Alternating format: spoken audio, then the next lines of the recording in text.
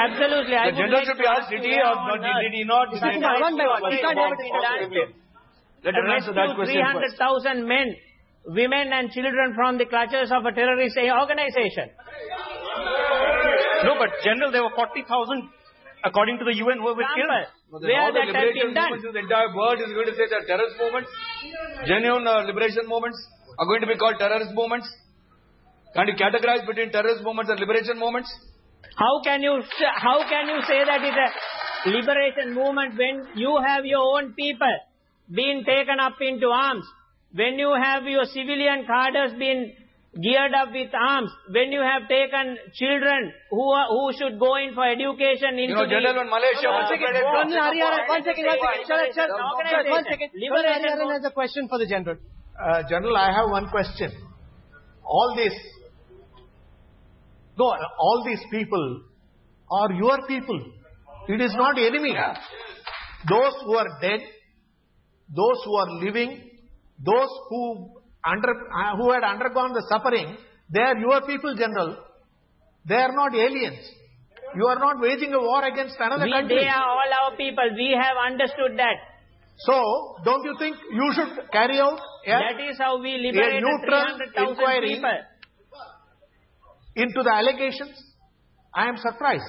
You tell me a country that had liberated over 300,000 people from the clutches of terrorists. So basically, they wanted to suppress the rights of Tamils. You didn't want to give them equal rights to live along with Sinhalese. If you had seen the case of Malaysia and Singapore, I don't think there was any bloodshed between Tunku Abdul Rahman and Lee Kuan Yew. There was a very clear cut, very clean cut. That is what Tunku Abdul Rahman very clearly mentioned. You should have a clean cut and let the Tamils live along with you. Absolutely. You didn't give them opportunity of education, employment. That is why it all started in 1983. Visit all the places and see where now you are saying you are trying to provide them. You're not providing them anything. You're not even giving food and shelter.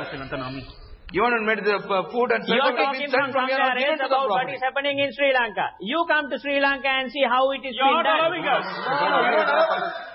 No, you take people the main people, the delegation that go to your country are not from Tamil Nadu. The people who feel with them. These are the people who understand the real feelings of the Tamils. We speak the language. I think the representation should come more from Tamil Nadu than from North India. We do understand the real feelings of the Tamils more than you. You don't have to tell us how the Sri Lankan people should be treated. Yeah, we are playing cricket matches with them.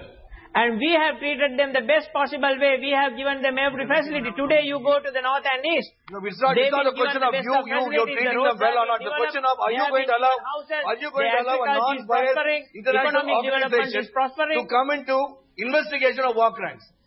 Do you call it brutal or barbaric in nature or not?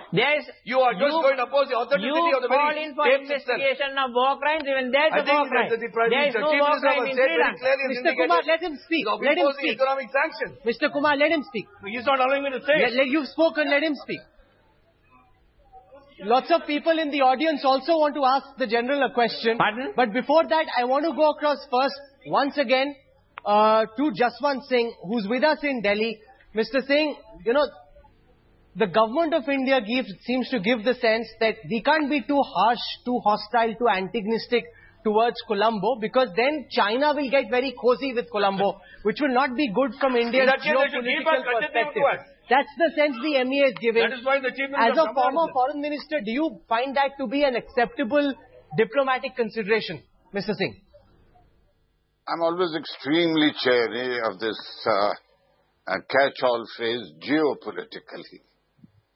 I tend to be very suspicious about the use of this phrase because it's a cover-all phrase which can mean anything and everything.